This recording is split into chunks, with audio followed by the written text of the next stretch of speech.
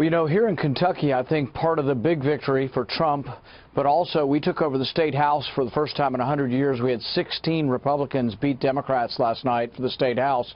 To us, it was a response to the regulatory war on coal, also to the regulatory war on the family farm. And so I think the same way West Virginia became Republican a few years ago, now Kentucky's become solid Republican.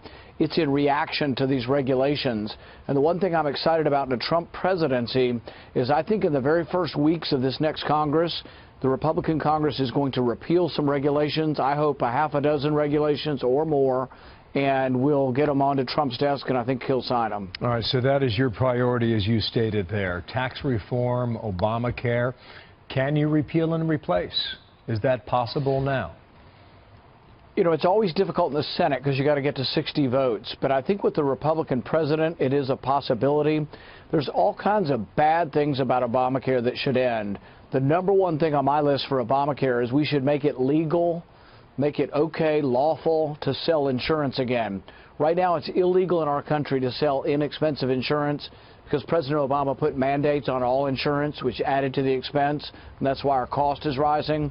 So at the very least, we should legalize the sale of any kind of insurance that the marketplace will bear. Okay. Then you move to immigration, perhaps. Perhaps there's tax reform in all this. I think in the broad sense, however, Senator, you're going to have a majority in the Senate, a majority in the House, and a Republican in the White House. And with that trifecta comes a certain level of pressure to act.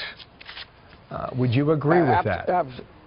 Absolutely. And, you know, while I'm all for overall tax reform, I'd like to act quickly just on some simple things. If we want American businesses to stay in America, we need to lower the corporate income tax. We have the highest corporate income tax in the world. If we want American companies to stay here, we should lower the tax on bringing their profit home. This is called the repatriation tax.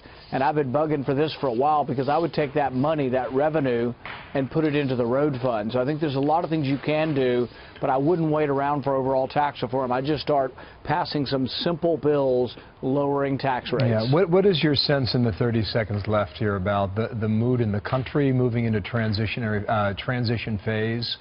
When you know you just came through a bruising national election and downright nasty at times. You know, I think one message is for the liberal elite that are in some of our media outlets, and that is that us, the people who live in flyover country, we're kind of tired of people on the left coast and the right coast sort of telling us, you know, what we should believe in. And I think really this was a big repudiation of the liberal elite. And actually, I'm waiting to see if they're all going to be getting on planes or private jets and moving this morning. I hope that'll be fully reported in the news.